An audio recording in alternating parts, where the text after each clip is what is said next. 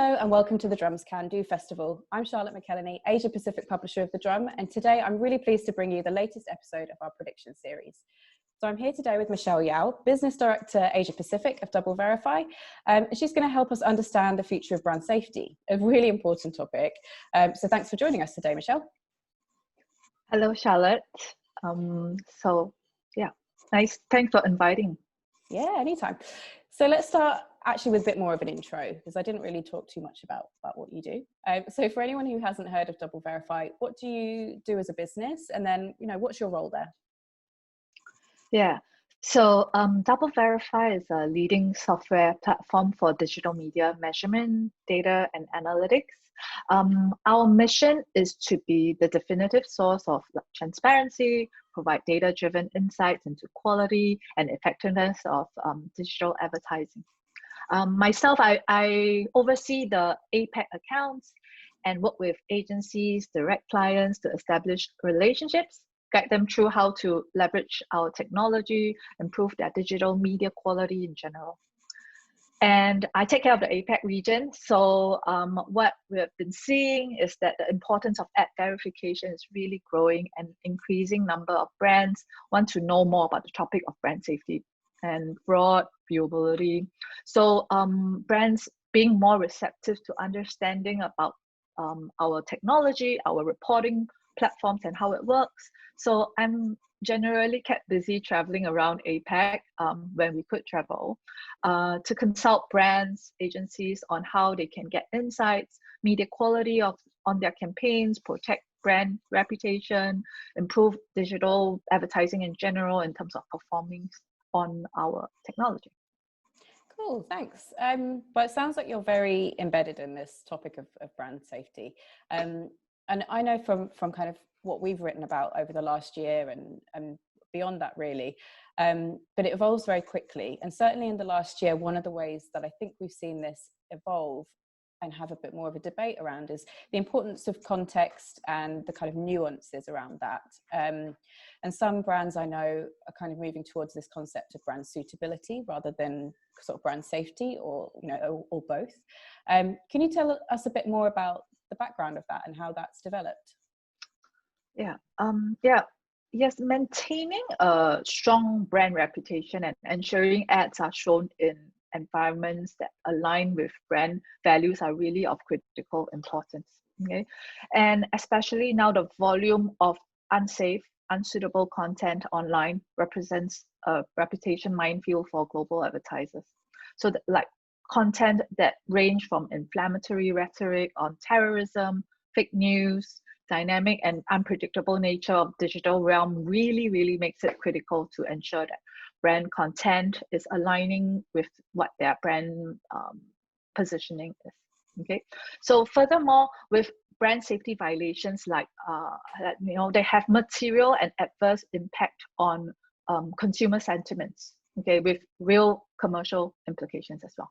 So we actually DoubleVerify did a study recently with Harris Poll, and we found that 2/3 of consumers voiced out that they will actually stop using brand or product if they viewed the brand's digital ad next to like false news or objectionable inflammatory content. And furthermore, even 67%, specifically 67%, actually mentioned that they no longer will be brand loyal. So at DoubleVerify, we really believe that when it comes to brand safety, there's not really something that is one size that fits everyone. Okay, what may be really acceptable to one advertiser is not acceptable to another. So that brings in the topic on brand suitability. Brand suitability may now be a better term than brand safety, as it is going to be quite subjective. Okay, and this we even also, I think the industry actually had this initiative of maybe we should define brand safety and have a floor that kind of includes content that no advertiser would ever want to appear against. But we also eventually found out the truth is that every brand has its own unique positioning, the different target audience that they want, or even brand values and sensitivities in terms of content that they align themselves with. Okay. And one good example is COVID, the situation now. And at face value, it may seem like this topic many brands would want to avoid. Okay. However, not all coronavirus content is negative. And we can see right now, this is like, it's been a few months, and stories have evolved from just, being informative and mainly negative to now philanthropy topics, content about medical advancements, recovery, government helping. And these content actually are appropriate for many brands out there. So DoubleVerify's approach to allow us to account for these nuances is by leveraging our machine learning, our linguistic expertise, human review, analyzing what it means in terms of the severity of the content down to a granular level. Okay, our goal essentially is to provide context to the content, to then allow and determine whether, hey, how severe the content is. Is it negative? What type of impact it has on society, economy, and political environments. So we have like controls in place. Our platform has like controls that allow brands to be more customized. So we have 75 categories of content categories that we allow brands to kind of customize what fits them. We also have keyword blocking capabilities, although that is limited when it comes to breaking news. And we know now coronavirus is not breaking news. It's here for going to be here for a while. I was going to say, how has this kind of changed the way that how this strategy changes? Because you've also, I guess, got the Black Lives Matter movement as well, which is dominating headlines, and for some it could be positive, for some it could be negative. Brands, like you say, have different sort of suitability. So how does it change their strategies? Yeah, so it didn't really change, but it kind of affirmed, because we've always took the stand that it's about customization, allowing brands to have that customization. So going back to coronavirus and what has happened, I will touch on the current situation about George Floyd's death, especially later. But many brands have now taken a second look at their own brand strategies now. Okay, so they have like considered, are they open to appearing in trusted news sites? For example, even if the site or the content on the site included coronavirus, we thought like it has different context to it. So we started to reach out to brands to help them understand how to calibrate their controls so that they can align their level of risk with what they're comfortable with based on the context. Okay, so going back to like a few months ago when all this happened, we did see an increase in the volume of blocking occurring based on as a result of how the different settings that our advertisers had in place. However, what we saw was that it actually resulted in a lot of blocking of trusted news sites. And this lack of scale, and scale is important because the brands needed that scale to first of all have exposure and also optimize to have better performance in that sense. But as we saw that the coverage of coronavirus was monopolizing the internet, it was difficult. It can be difficult for brands to kind of balance that. So we started to let advertisers know that they should kind of consider suitability. So even with the current topics around George Floyd's tragic death, which is kind of also dominating like news right now, it's the same strategy, applies, right? So there will be some content that's negative, but there's some content that's positive as well. So it's really kind of guiding the brands to kind of understand what are their values and how they kind of want to leverage our tools to appear along content that is aligned with their values. Yeah, absolutely. And that, you know, you've got a lot of brands that have come out against some of these things and have decided to take sort of very vocal stances around these topics. So I guess for them, you know, being around trusted news sites is absolutely fine.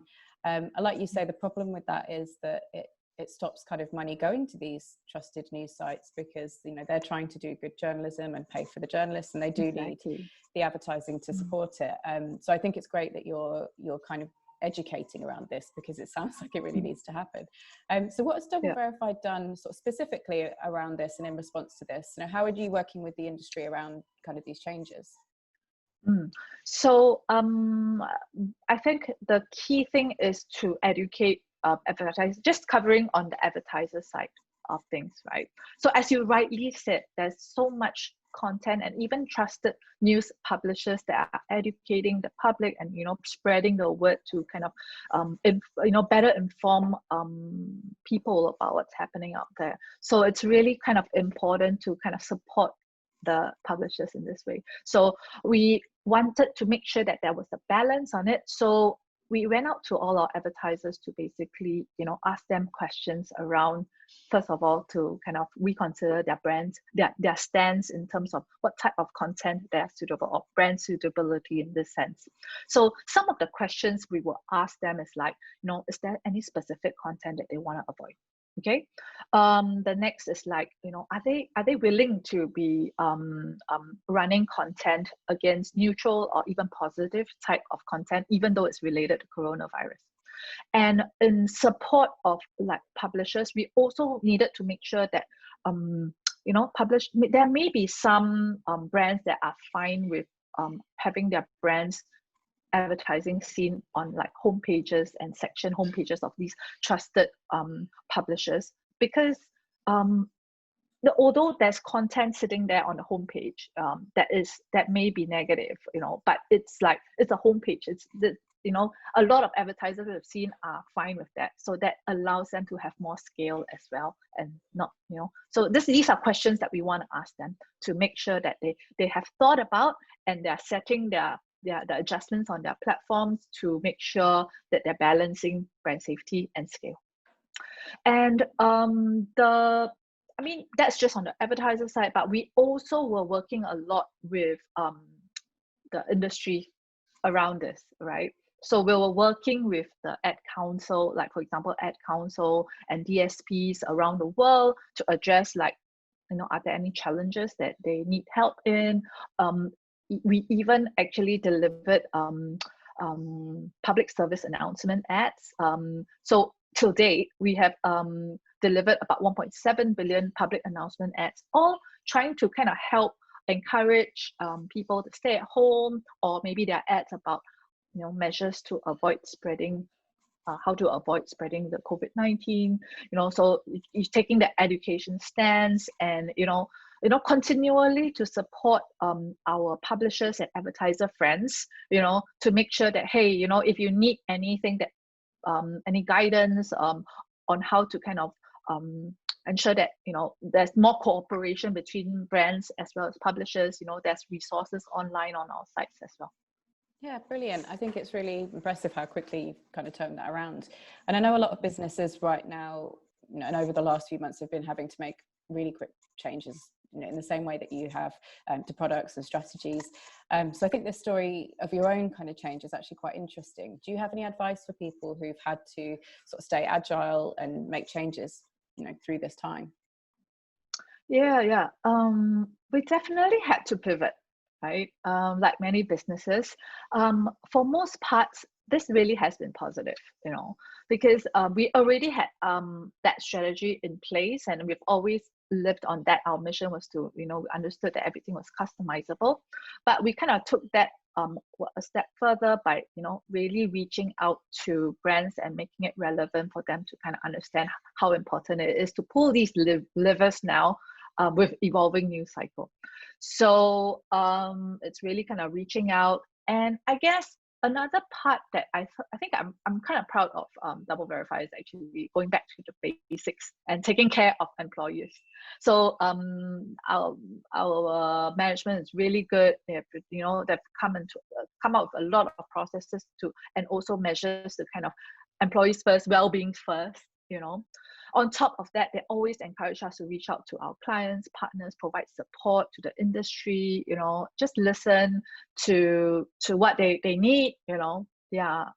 And I would say finally, like my own advice in terms of like this situation right now, I guess, you know, constant is the only change. Okay, everything is so unpredictable now, you know. So I think we need to always continue to keep ourselves abreast in terms of like technology, business development, reading up on key business sites. I mean, the drum, okay, that's a must for every aspiring marketer and exec. Yeah.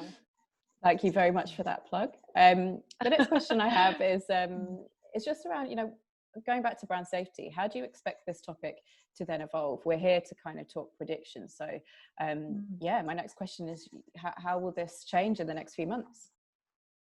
Yeah, with COVID-19, we've seen a huge acceleration in digital transformation. So this also means that the brand safety journey, I think we spoke quite a bit about it already. You know, there's like a lot of nuances in terms of context and how you kind of balance everything, right? So this brand safety journey for a lot of brands, it has really been propelled forward. So, you know, even throughout these times, we are having a lot more conversations with brands because they're a lot more concerned about it. Okay, so associations like World Federation of Advertisers also has really done a great job, you know, in harnessing the whole industry and moving them forward to adopting brand safety, you know, coming up with like standards as to key media strategies that marketers should adopt. So we definitely see a greater adoption and, you know, commitment into this space of verification, especially in social media as well as video channels. Okay, and I guess, yeah. I'm sorry, my last question is, I guess you've got a lot of brands sitting here taking in all this information. There's a lot to think about generally, not just about kind of brand safety. So what would your advice be in terms of prioritization and what they should be kind of investing and thinking about? Yeah, and I guess the key thing first, the first thing first is really kind of review your existing brand safety positioning. Okay, and how you could do that is to firstly start to appoint an internal brand safety custodian. Ideally, if the organization has a CMO, has this role of a CMO, that should start there first. From an agency side, maybe a media director to, you know, be a custodian to start thinking about this. And we've also seen in a lot of big organizations, the media procurement lead actually takes a lead on this, you know, about considering where your brand safety stance is. Okay, the next is really to get a point of view, a brand safety health check of what you are doing actually already, maybe reviewing that with the agency partner if you have not done so already. Finally, it's really to invest in this space of verification and brand safety protection. We've seen numerous clients realizing greater ROI when their ads, their campaigns are actually seen next to brand safe, even fraud-free environment on a whole. Brilliant. Thanks very much. I think that should give people some food for thought to go away with. So thanks so much, Michele, for joining me today. Thank you, Charlotte. Everybody for watching. Thank you.